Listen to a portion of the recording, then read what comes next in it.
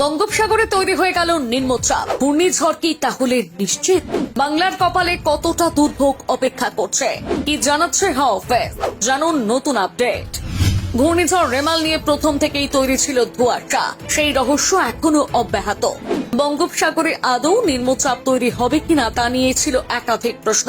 এবার সেসব প্রশ্নের উত্তর দিল বুধবারের আবহাওয়ার গতি প্রকৃতি। অবশেষে বহু প্রতীক্ষিত নিম্নচাপের জন্ম হলো বঙ্গোপসাগরে।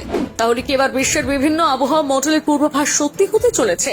চলতি সপ্তাহে কি তাহলে আছড়ে পড়বে রেমাল? কি জানাচ্ছে মৌসুম ভবন? জানুন। চলতি সপ্তাহের শুরু থেকে তীব্র গরম থেকে রেহাই পেয়েছে বঙ্গবাসী। দক্ষিণবঙ্গ উত্তরবঙ্গের বিস্তীর্ণ অঞ্চলে স্বস্তি দিয়েছে বৃষ্টি। ফলে চলতি সপ্তাহে বেশ মনোরম আবহাওয়া উপভোগ করছে বঙ্গবাসী।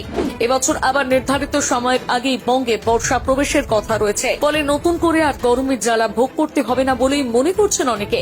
এর মধ্যে একটি ঘূর্ণিঝড় নিয়ে দানা বেঁধেছে রহস্য।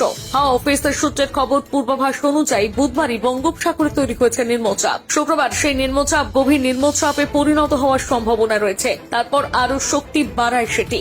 শুরুতে উত্তর পূর্ব অভিমুখে এগোবে নিম্নচাপ, আর সেই নিম্নচাপে ঘূর্ণিঝড়ে পরিণত হওয়ার সম্ভাবনা তৈরি হয়েছে। তবে এই মুহূর্তে নিশ্চিত করে কিছু বলতে চাইছে না মৌসুম ভবন।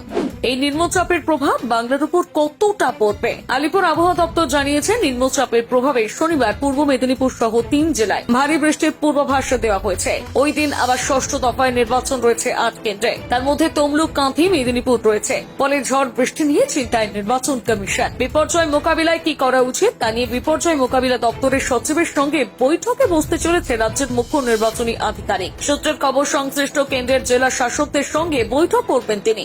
এদিকে আবহাওয়া অফিস জানিয়েছে, শুরুতে উত্তর পূর্ব অভিমুখে এগোবে নিম্নচাপ। এই অভিমুখে এগোলে গন্তব্য হবে বাংলাদেশ, মায়ানমার। যদিও চূড়ান্ত গন্তব্য এখনো স্পষ্ট করে জানানো হয়নি। তবে নিম্নচাপ হলেও আপাতত ঘূর্ণিঝড়ের কোনো পূর্বাভাস দিচ্ছে না মৌসুম ভবন। Report, Bengal live.